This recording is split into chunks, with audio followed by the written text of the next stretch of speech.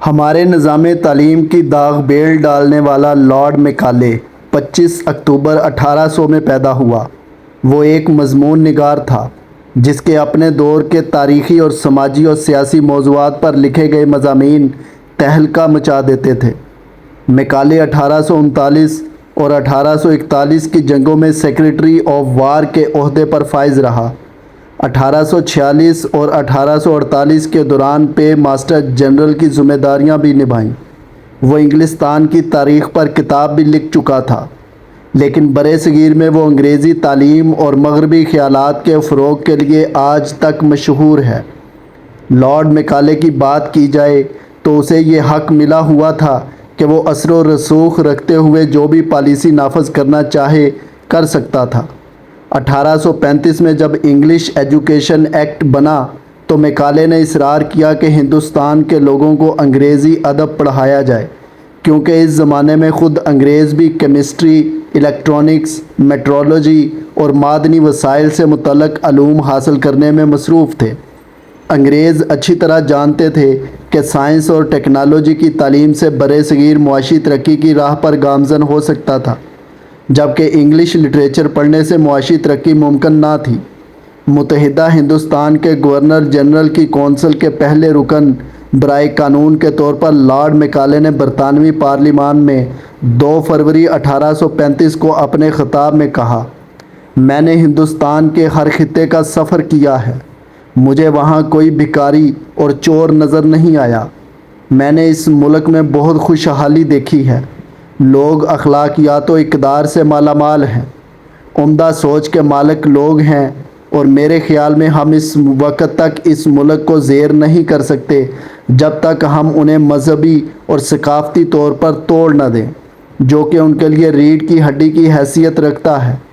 اس لیے میں تجویز کرتا ہوں کہ ہم ان کا قدیم نظام تعلیم اور تہذیب بدل دیں۔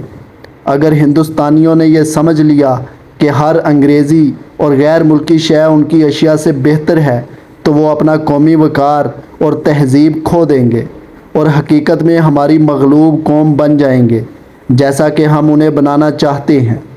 اس تقریر کے بعد لارڈ میکالے کو ہی ہندوستان کا نظام تعلیم وضع کرنے کی ذمہ داری سونپی گئی، اور ٹھیک 22 سال بعد 1857 میں اس نے اپنا مقصد حاصل کر لیا۔ ہندوستان کے لوگوں میں اپنی زبان، ثقافت اور تہذیب و تمدن کے بارے میں نفرت پیدا ہوتی چلی گئی، اور لوگوں نے ترقی کا ضامن اپنی زبان کی بجائے انگریزی زبان کو سمجھنا شروع کر دیا۔ یہی سوچ پاکستان میں آج تک برقرار ہے، بلکہ اس کی جڑیں آج گہری در گہری ہوتی چلی جا رہی ہیں۔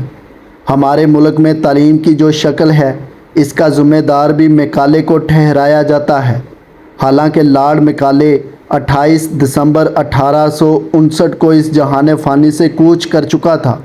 مزید یہ کہ 1947 میں گوروں نے بھی اس سرزمین کو خیر آباد کہہ دیا تھا۔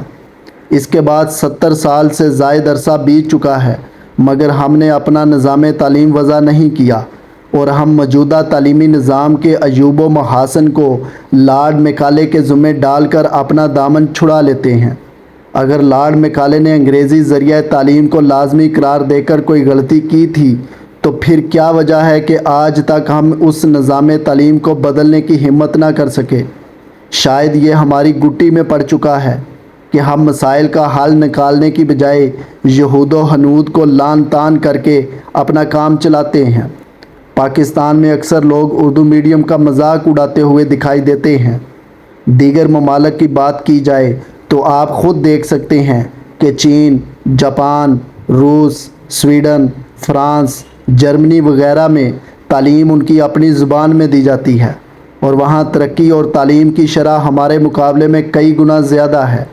ان ممالک میں ان کی زبان میں ہر قسم کی سائنس اور ٹیکنالوجی کا لٹریچر اور نصاب موجود ہے، جس کی ہمارے ہاں کمی ہے۔ دنیا بھر کے تعلیمی محققین اس بات پر زور دیتے ہیں کہ بچوں کو ان کی قومی زبان بلکہ مادری زبان میں تعلیم دی جائے۔ ابتدائی تعلیم و تربیت کے بعد جب بچہ سوچنے سمجھنے کی صلاحیت سے مالا مال ہو جائے تو پھر اسے انگریزی اور دیگر زبانوں میں تعلیم دی جائے۔ ہمارے ہاں بچہ بھاری بھرکم بیگ میں ڈھیروں کتابیں اور کاپیاں اٹھائے پھرتا ہے اور صرف اپنی یادداشت کا امتحان دیتا ہے۔ اگر وہ کسی سائنس کے سوال کا جواب دے بھی دے تو اسے تفصیل سے کسی کو نہیں سمجھا سکتا، نہ ہی اس کی خوبیوں اور خامیوں کو بیان کر سکتا ہے۔ یعنی ہمارے نظام تعلیم میں طلباء کو کتابیں حفظ کروائی جاتی ہیں، اور جس کی یادداشت اچھی ہوتی ہے وہ زیادہ نمبر حاصل کر کے ترم خوان بن جاتا ہے۔ دیگر ترقی یافتہ ممالک میں بچے کا بستہ ہلکا پھلکا ہوتا ہے، جبکہ ہمارے ملک میں نرسری کا بستہ اتنا بھاری ہوتا ہے کہ اسے اٹھانے میں والدین کا کندھا اتر جاتا ہے۔ بچہ آج بھی انگلش لٹریچر پڑھ رہا ہے، رٹ رہا ہے، امتیازی نمبروں سے پاس بھی ہو رہا ہے، لیکن تخلیقی نہیں ہو رہا، اپنی سوچوں کی آبیاری نہیں کر رہا، کیا، کیوں، کیسے کے سوالات نہیں کر رہا۔ اگر کہا جائے زمین گول ہے تو وہ مان لیتا ہے، زمین چکور ہے تو بھی حامی بھر لیتا ہے، کیونکہ جو اس کے اندر فیڈ کیا جا رہا ہے اس کی سمت وہی متعین ہو رہی ہے۔ بالکل ایسے ہی جیسے آج سے 150 سال قبل لارڈ میکالے نے سازش رچائی تھی اور ہم اس کا توڑ کرنے کی بجائے اسے سینے سے لگائے بیٹھے ہیں۔